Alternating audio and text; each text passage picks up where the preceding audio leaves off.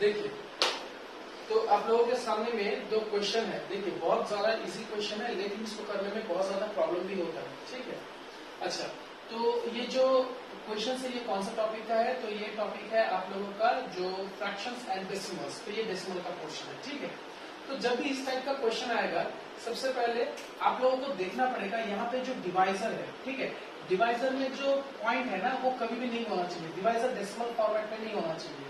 तो इसको करने का दो मेथड हो सकता है। तो आओ दो मेथड सीखते हैं। तो सबसे पहला मेथड क्या है कि हमें डिवाइजर में देखो 1.04 डिवाइडेड बाय 0.4, राइट।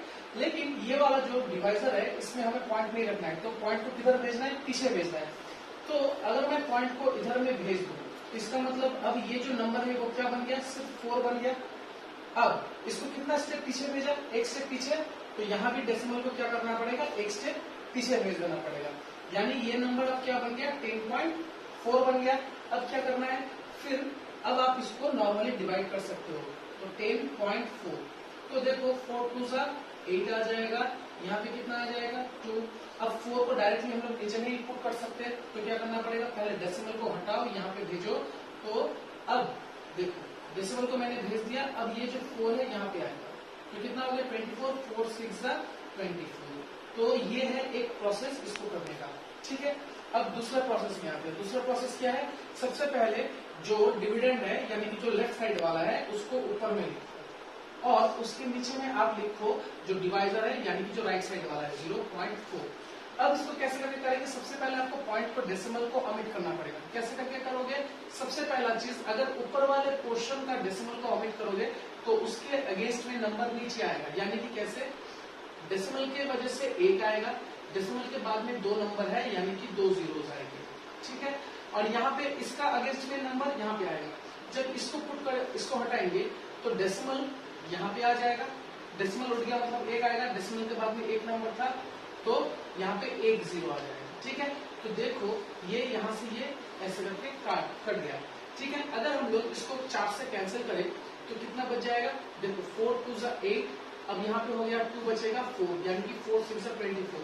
तो अल्टीमेटली हम लोगों का कितना निकल के आया? 26/10। तो इसका मतलब कितना हो जाएगा?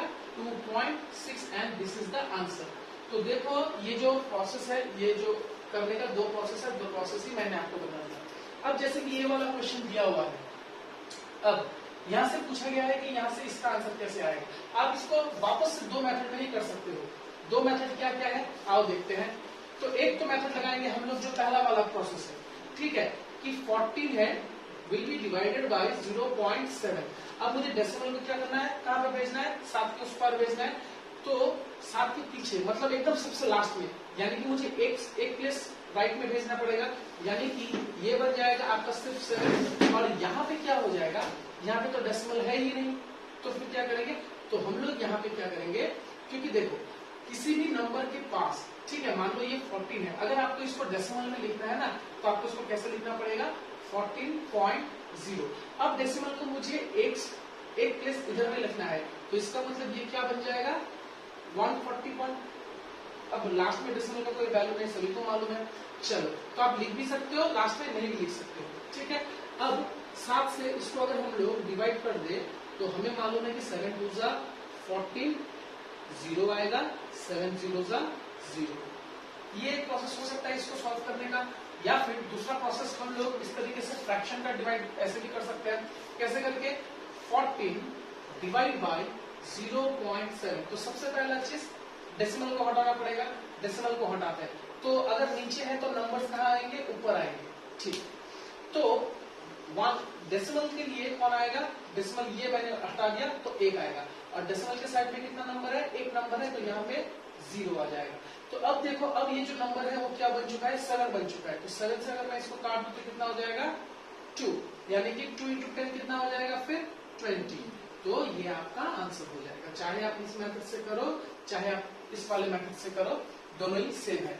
और ये जो क्वेश्चन है, ये क्वेश्चन आता है आप लोगों का क्लास 7 CBSE और ICSE दोनों बोर्ड में ही आप लोगों का पूछा जाता है। ठीक है, तो आप लोगों को IAS समझ में आ गया होगा। Thank you.